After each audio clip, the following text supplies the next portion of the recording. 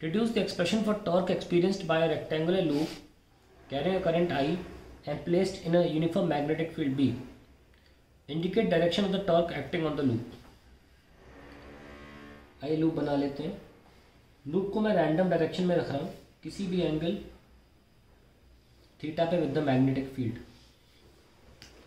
Now note that loop के area vector से मैं एंगल ले रहा हूँ. ये लूप का नॉर्मल है. Let this normal be called as normal P. और ये हमारी मैग्नेटिक फील्ड है B और इनके बीच में एंगल थीटा है. और जो करंट है वो ऐसे ले रहा हूँ और नाम लिख लेते हैं लूप का A B C और D. सबसे पहले हम FAD निकाल लेते हैं which is IDA vector cross B vector. तो IDA को क्यों नाम ब्रेथ लिख लें B small b capital B और एंगल कितना है इनके बीच में 90 है theta. 90 plus sign 90 plus theta which we can also write it as IBB cos theta. अब हम इसकी बात करते हैं यहाँ नीचे वाले, क्योंकि अगर ऊपर देख लिया है तो नीचे पे देख लेते हैं. एज वेल डायरेक्शन भी देख लेते हैं. ये इधर है और ये इधर है तो ऐसा हो रहा है क्रॉस प्रोडक्ट एंटी क्लॉकवाइज. तो फोर्स का लगेगा ऊपर. तो FAD ऊपर है. अब यहाँ की बात कर लेते हैं. ये भी एक नॉर्मल है, नॉर्मल Q और ये मैग्नेटिक फील्ड और फिर से एंगल थीटा ही लिया जा रहा है इनके बीच में. तो FBC will be I vector BC length cross with B IBB sine. क्या एंगल है BC और B के बीच में theta 90 minus theta. So IBB cos theta. और डायरेक्शन देख लेते हैं कि ये I है और ये B है तो ये क्लॉकवाइज क्रॉस प्रोडक्ट हो रहा है. तो down the plane of paper FBC. हम दोनों देख सकते हैं कि FAD is equal to negative of FBC. So the two forces cancel out. The two forces cancel out. बचता क्या है AD. तो FAD निकाल लेते हैं. इसको हम लेंथ मान लेंगे L. तो let's write I length cross B तो ऐसे ही है तो अभी तो इनके बीच में एंगल 90 है. ILB B sine 90 degree that is ILB.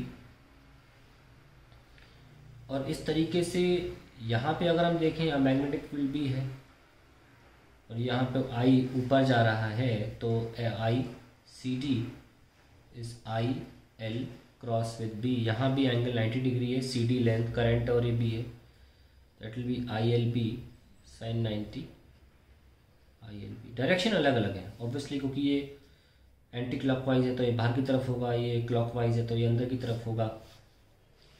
Direction अलग अलग है. बस once again FAB plus FCD vectorially ये ज़ीरो आएगा. सो हम ये कह सकते हैं कि नेट फोर्स ज़ीरो है. पर नेट टॉर्क ज़ीरो नहीं होगा. उसकी वजह बता देता हूँ.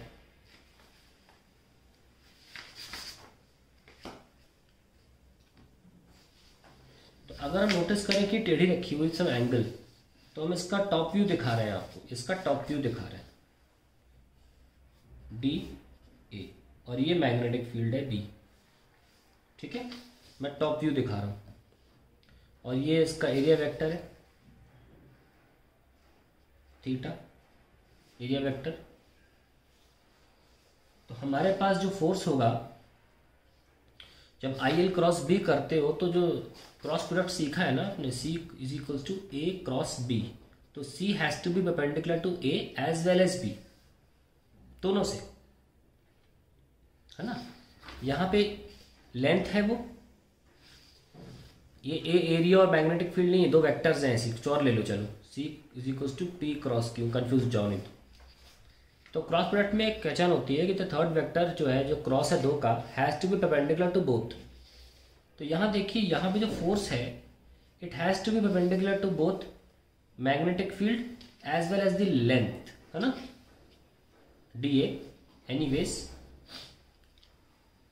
आप नोटिस करेंगे तो किसी एक को भी अगर आप परपेंडिकुलर ले लें तो दूसरे से वो ऑटोमेटिकली हो जाएगा, बिकॉज सी वेक्टर हमेशा परपेंडिकुलर प्लेन में होता है। आप मेरा डेरिवेशन भी देख सकते हैं इसका, थ्योरी चैप्टर में जब थ्योरी पढ़ा रहा था तो मैंने डेराइव भी किया था। एनीवेज हम बस बी पे परपेंडिकुलर को ध्यान में रख के देखें अगर, तो this will be the force, because see अगर आप इस वेक्टर को उठा के यहाँ रख देंगे तो ये जो वेक्टर है, लाइन बनाइए, परपेंडिकुलर होगी, ठीक है। बहुत लोगों को लगता है कि ये टेढ़ा है इस तरीके से, तो वो लोग इस तरीके से बना देते हैं, पर इस तरीके से बनाओगे अगर तो बी से परपेंडिकुलर नहीं है, this is the perpendicular to B, ठीक है। और ये दूसरा वेक्टर है जो अंदर की तरफ था दूसरा। अभी हमारे पास दो फोर्सेस हो गई इक्वल एंड अपोजिट, जिनकी वैल्यू हमको पता है और उनकी लाइन ऑफ एक्शन में परपेंडिकुलर दूरी कितनी है, ये हमने बी ली थी, ये एंगल थीटा है तो ये एंगल थीटा हो जाएगा और ये आ जाएगा बी साइन थीटा, ठीक है। So we have torque is equals to either force